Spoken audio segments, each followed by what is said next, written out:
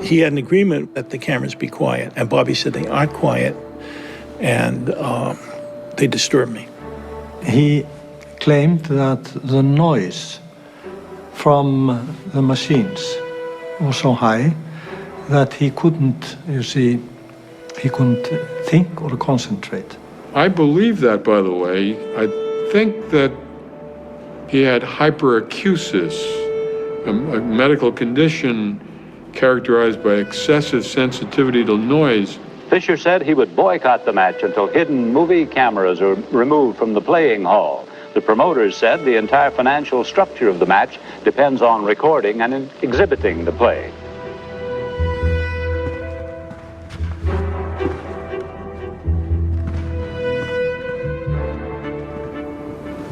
He asked to put the camera away.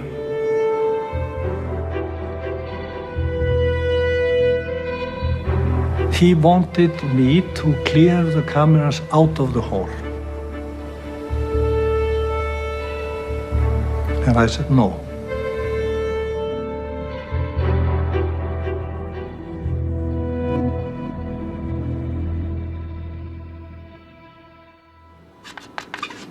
You have to start in time. If a player is not present, you have to, as the arbiter, press his clock.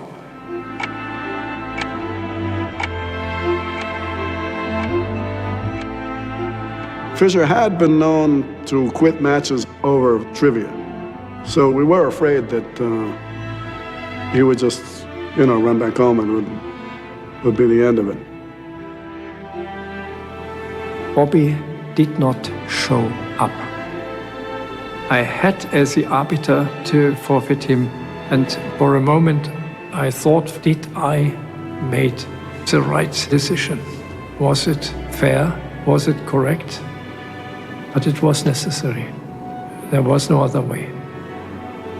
This night I remember that I have been woken up by tears in my eyes, that I, as an arbiter, had to destroy a genius.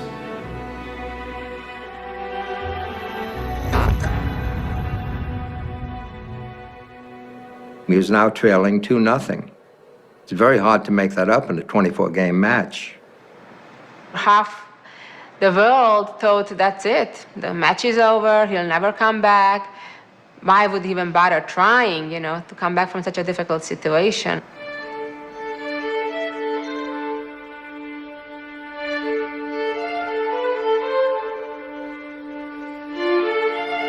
During the match, he would knock on my door about 1 or 2 in the morning. We'd just walk and walk.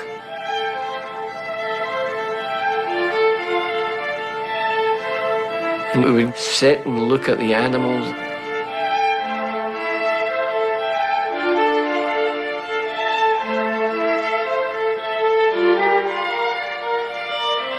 He loved animals. And he would talk, but he didn't like to talk about his childhood. It was a bad subject. He did tell me that, like, from the age of 2 or 3, he was left alone all day with his sister. The loneliness. Regina, for all of her gifts, was not a traditional mother. She was a person who moved her kids around from place to place, even every few months when they were really little. There was obvious conflict between Regina and Bobby from an early age. He didn't like to have his mother around. She would end up having to send his sister Joan abroad with him on tournaments. He wouldn't play if his mother was along. Regina moved out of the apartment that he shared with her in Brooklyn when he was only 16 years old. He told his mom to leave, I don't know how politely, and she left. In a way, he rejected her because she was so like him, so pushy, so self-centered, so goal-directed.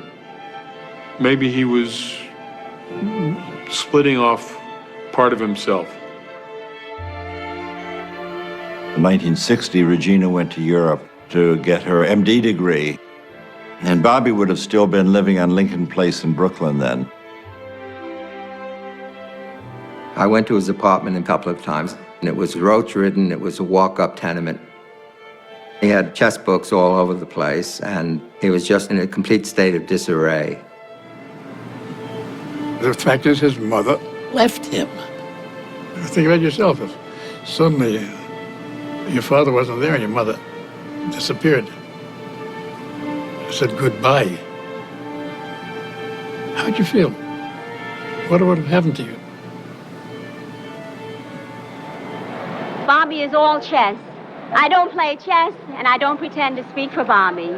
But I feel that whatever I do here, whatever I say to help make the Vietnam come to an end more quickly, will help every son, every daughter in the whole world.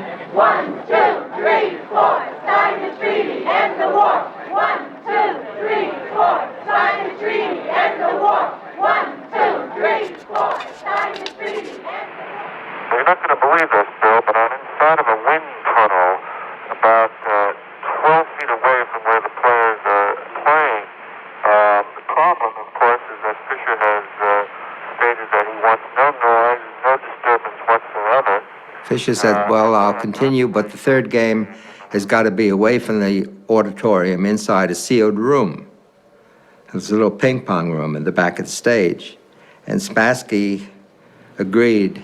You can't change the location without both sides' permission once a match has started. He could have claimed the match on a forfeit. He didn't have to play in that packed room. If he hadn't, Fischer would have not played, and the match would not have continued. Bobby started again to quarrel. No, not this one and not that, etc. And Boris said in this moment, so I retire. I do not want this. This is too much for me. If so, we end the match. The two boys were standing together at the table, and I took them here, both, pressed them down on the stool. Now you play. Boris automatically made his first move. The game could still be watched by a closed-circuit TV camera. The audience was in the hall, and they could follow the game move by move.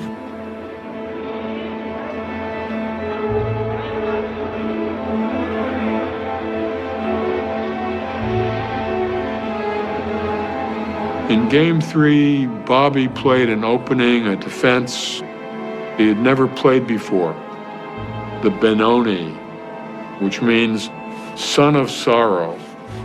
It is so risky, so fraught with danger that whenever you play that, you're simply saying, we're not going to make a draw. This is win or lose. This is a fight to the death. Bobby moved his knight to the edge of the board. There's a saying in chess, Ein Springer am Rand bringt Kummer und Schand. A knight on the side I will not abide. It was against principle. It's not considered a good idea because the center of the board typically is the most important battleground, and that's where we want to position our pieces, or at least in a way that our pieces attack the middle of the board. Not only did he move the knight to the side of the board, but it also could have been captured by a bishop, and he would have had a very ugly-looking double pawn way over on the side of the board, which it was very unaesthetic, let's say.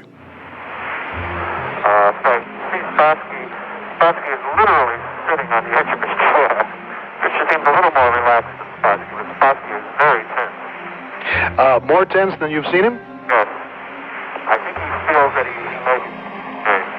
He may be what? May be losing the game. I see. Spassky obviously hadn't spent that much time studying this kind of position because the idea was relatively rare.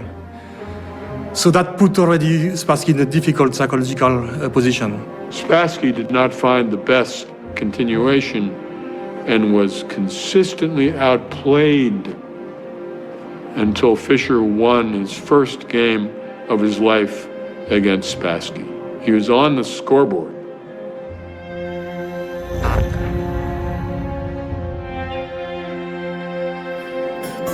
What do you think of Bobby Fischer? I like him. I like his style. Are you following the games? Yes, I am. American chess players are behind Bobby 100%, and they're all anxious to see him get in there and win the championship. Do you think that Fischer will win for the first time over the Russian champion? I think Fischer will win because he's playing for $200,000. But if Spassky wins, most of the money will go to the Russian government. People sat in bars betting on what the next move is going to be, the way they bet on whether there's going to be a hit in a baseball game. That's when chess really exploded. Move me on to any black square. Use me anytime. Tell me what turns you on about chess. What? Do you hope to be as good as Bobby Fischer one day? Well, I'd hope to, but I doubt if I would be. Why? Well, I just think Fischer's just about the best player in the world. Not very many people can get to be as good as he is.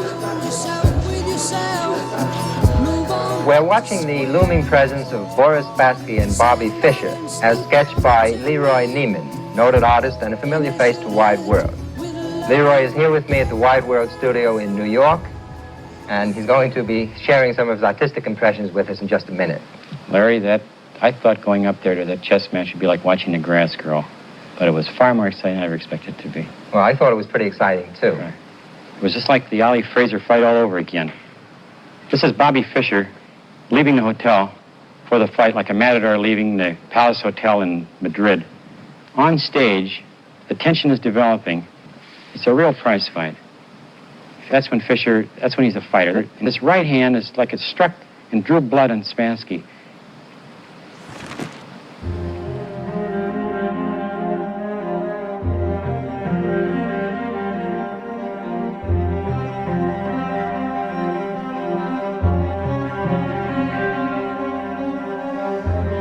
The score was even. 2.5, 2.5. Spassky was not himself. All these shenanigans had affected him adversely. He was not playing his true game. Полный разгром, фиаско. Почему Спасский был, в какой-то степени упрям? Потому что, когда встречается двое, я повторяю, и когда кто-то что-то уступает, нету вакуума психологического. Если ты уступил, то это место занял другой. Вот так произошло в третьей партии. К нам поступила, наверное, масса писем, а в письмах говорилось прямо: следите за Фишером, он вот то-то, то-то, то-то делает.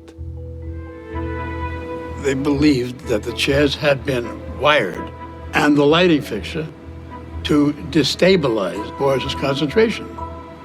That's when Boris cracked.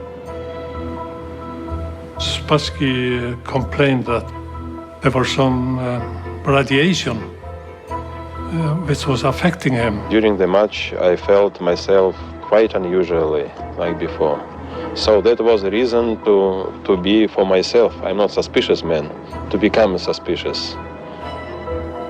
There might be something in the chair. There might be something on the surface of the chair. There might be something in the light.